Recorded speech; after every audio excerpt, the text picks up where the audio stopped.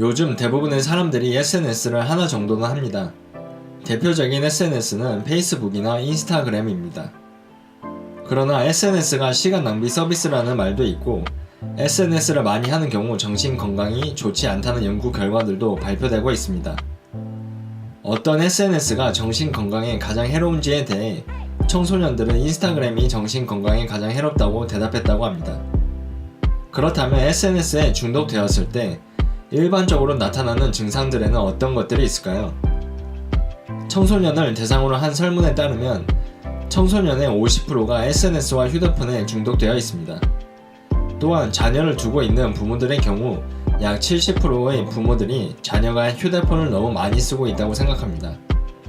SNS와 휴대폰 중독은 이제 청소년들이 서로 만나서 영화를 보거나 쇼핑을 하는 시간을 뺏어가고 있습니다. 젊은 사람들이 SNS와 휴대전화에 중독되었을 때 일반적으로 나타나는 7가지 증상들은 다음과 같습니다. 첫째, 얼굴을 보고 사람들과 만나는 시간이 줄어듭니다. 둘째, 지속적인 불안감과 스트레스를 느끼고 일상생활에 압도된 느낌을 받아 쉽게 지칩니다. 셋째, 학생들의 경우 성적이 떨어지기 시작하고 과제도 완성도가 낮거나 아예 하지 않고 뒤로 미루게 됩니다. 넷째, 집안일이나 실생활에서 꼭 해야 하는 일들에 소홀해지고 점점 책임감을 잃게 됩니다.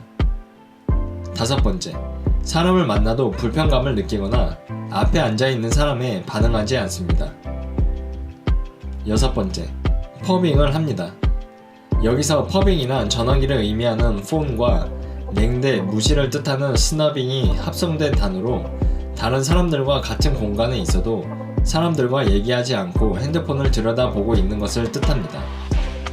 일곱 번째, SNS와 휴대폰에 중독될수록 현실에서 가장 친밀한 관계를 맺는 사람들과 점점 갈등이 많아지게 됩니다.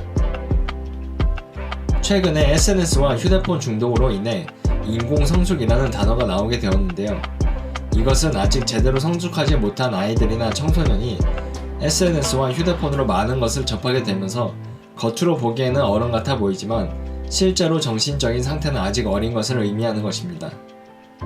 사람들이 인간관계를 더 효율적으로 유지하게 하기 위해 만들어진 SNS가 실제로는 우리의 사회적 의사소통 능력이나 관계를 지연시키고 있다는 것입니다.